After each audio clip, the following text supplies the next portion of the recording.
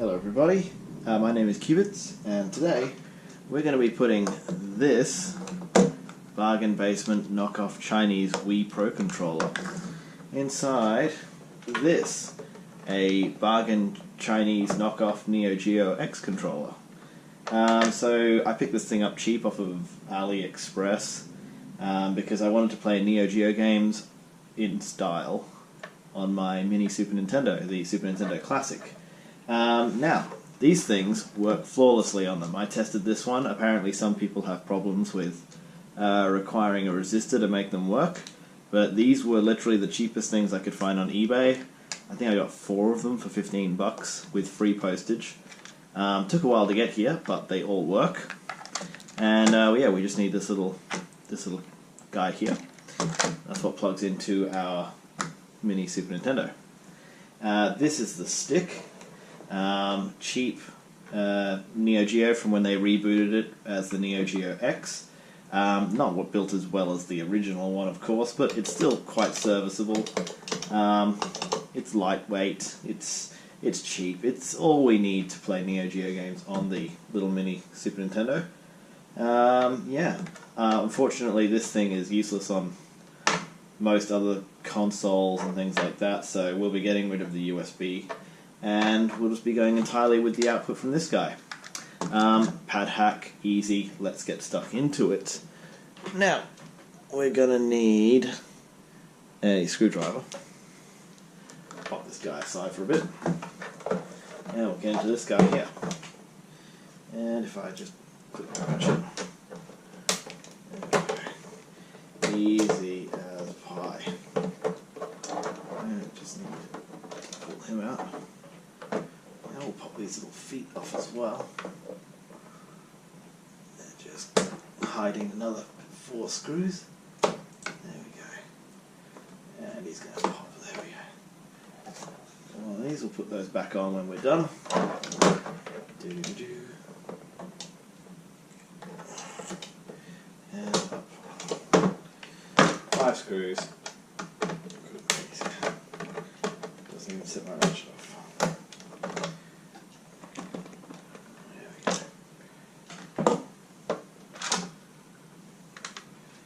And inside. That's what we got. Put them away.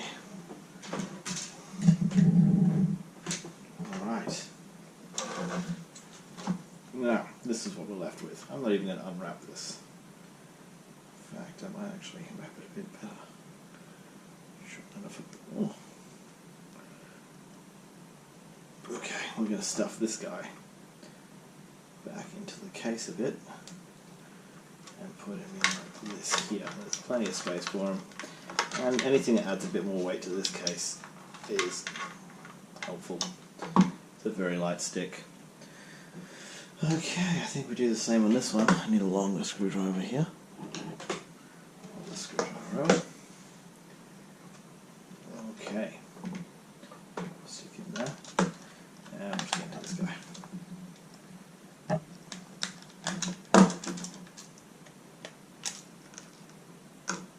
Okay. Crack him open. Oh. This one down. There it goes. Right. Okay. All the things we can throw away. I'm just going to skip up all these screws. So lose them all over the floor. Bin all that. Alright. Get our cable free. Pull these things out. Chuck those away. Push this back out.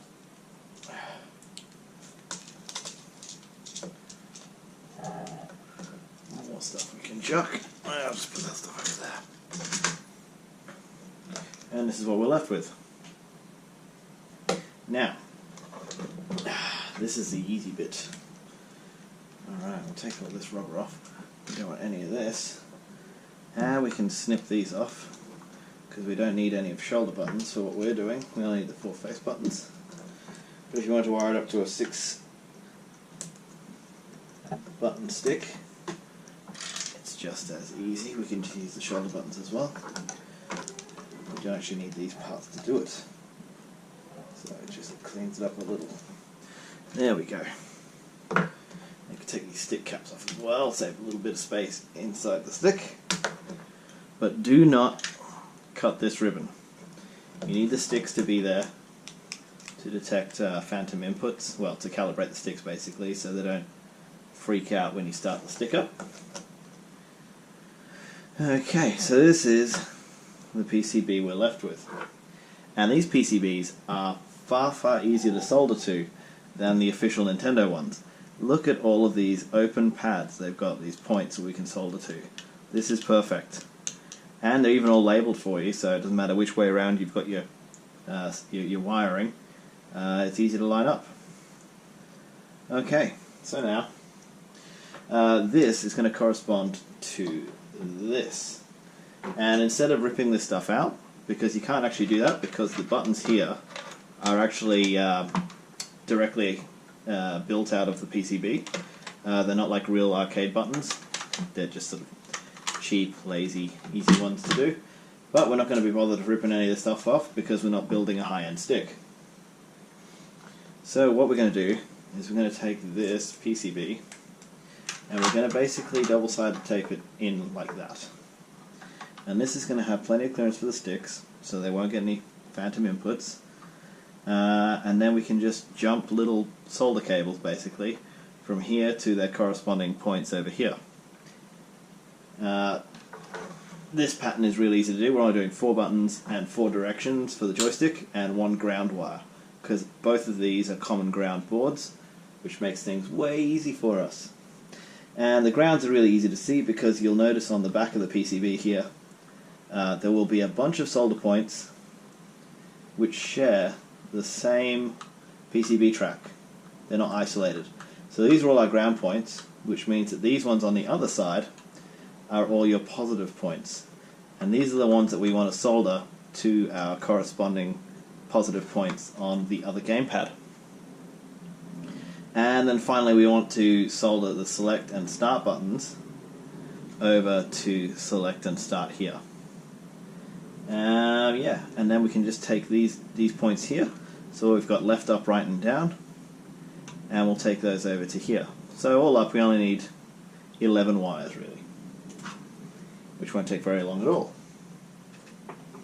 So we'll jump ahead and start tinning some of these points and getting it ready for the soldering.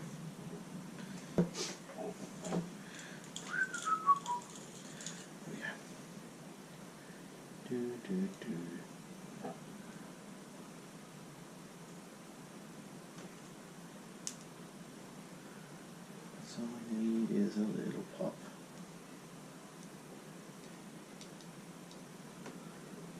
There we go.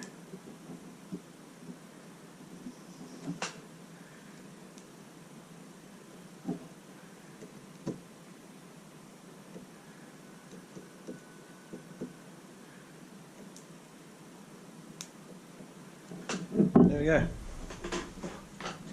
That's tinned and ready to go. Right, so now we're just going to take this guy back in.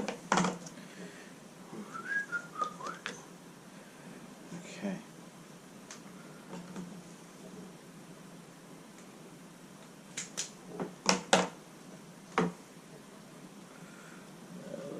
Fire tape there.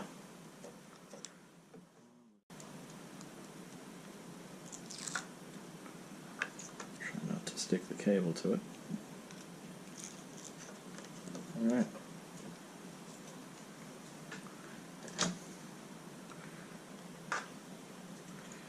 Whack him in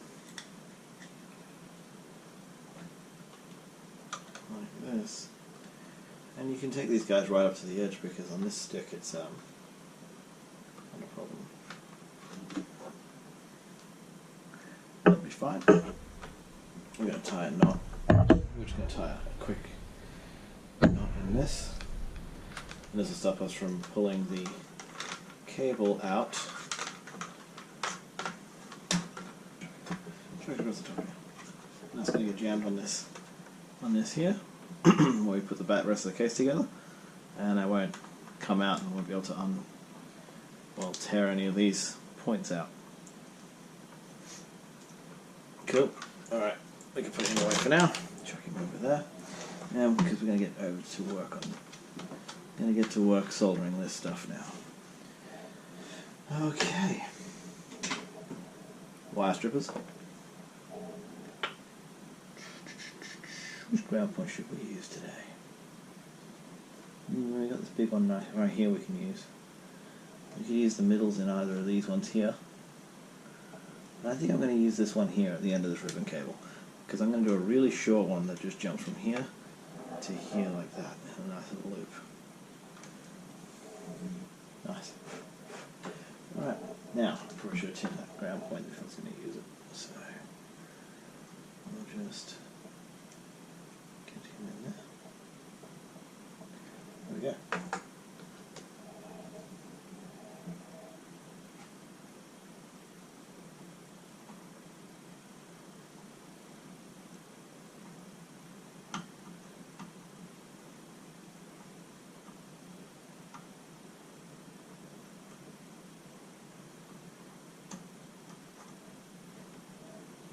Sweet. Dude, I should do this one too.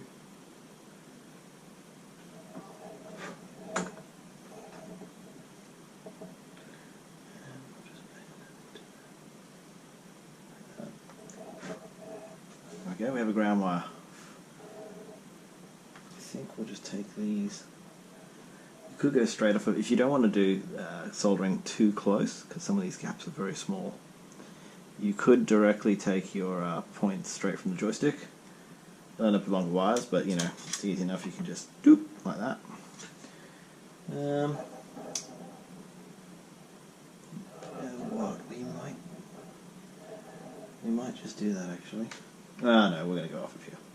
I don't have to bother working out which way is left and right and up and stuff. I usually get it backwards the first time. Okay, so we're going to take our left, and we're going to jump across to our left like this. Okay.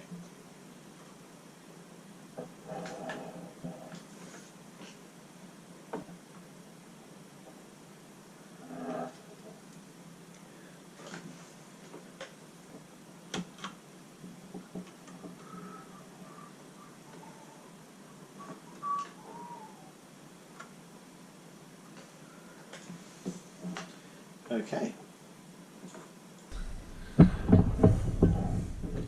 Now we got left. Left is going to go to left.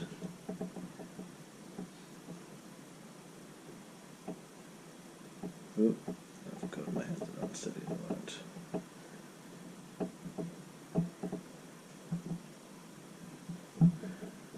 And we got up is yellow. We're actually going to do right first, because yellow's going to go over the top of it. Ooh, that's a bit short actually, isn't it? Yeah. Oh, that's fine.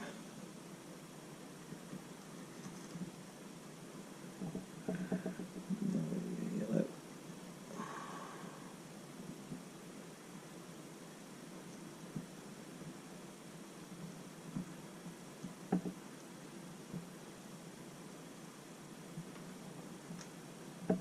And then we're going to do down.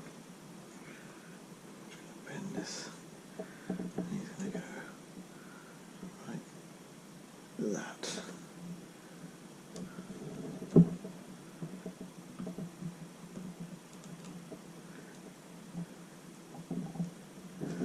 There we go. So what you can see here is we're going to make this, which is the Super Nintendo layout, connect with these 4 buttons. But to get the most optimal layout, we're going to be matching it up with the layout of the NeoGeo gamepad, which came out. As you can see, we've got A, B, C, and D, and that pretty much lines up perfectly with what we've got here. So all we have to do is say, take A, which is going to be the first button. A is the bottom button on the joystick, so it goes A, B, C, D. So we just have to make that correspond to that, correspond to that. And it's pretty easy actually. We basically take this point here. is going to go to A. So you basically have to superimpose the NeoGeo gamepad onto the Super Nintendo one, and it works out perfectly for us. So here. Right, there we go. Okay, so let's get to work. So we're going to make up some more of our wires here. What have I got here? And we'll try and match it up as close as we can to the color scheme from that NeoGeo gamepad. So we're going to run a red, and red is going to go from A to to Pro Controller B. Nintendo B is NeoGeo A. Oh, that was terrible. There we go. Now, I'm just going to go stick here. Wash my hand. Oh, I have to go over the top here. There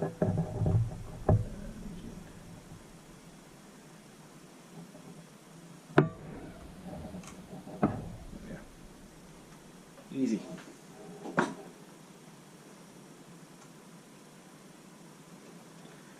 Okay. Alright. Try not to destroy myself again. Come on. Yep. Of course. There we go. Other side is now done. We're going to go from our start, which is this side here. And from our start to our start. And in. There we go. And on this side. Ooh, I'll make that a bit short. That'll work.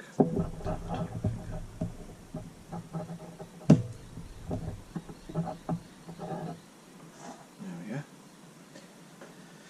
Start is done.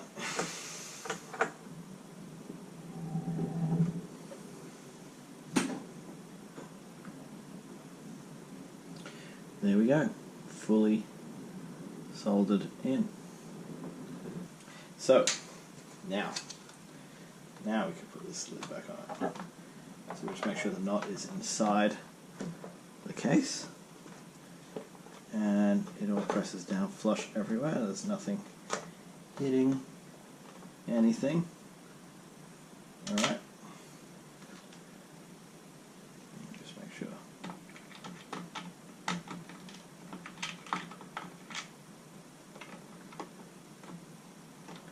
We can put our case back together.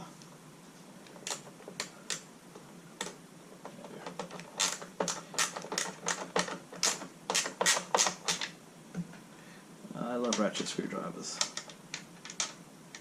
Alright.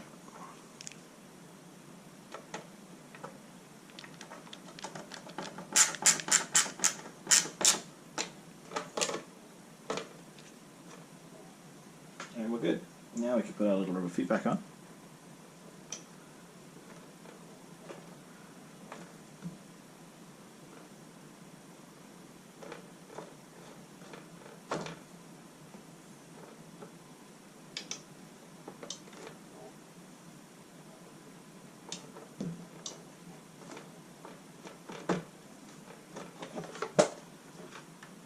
And there we go.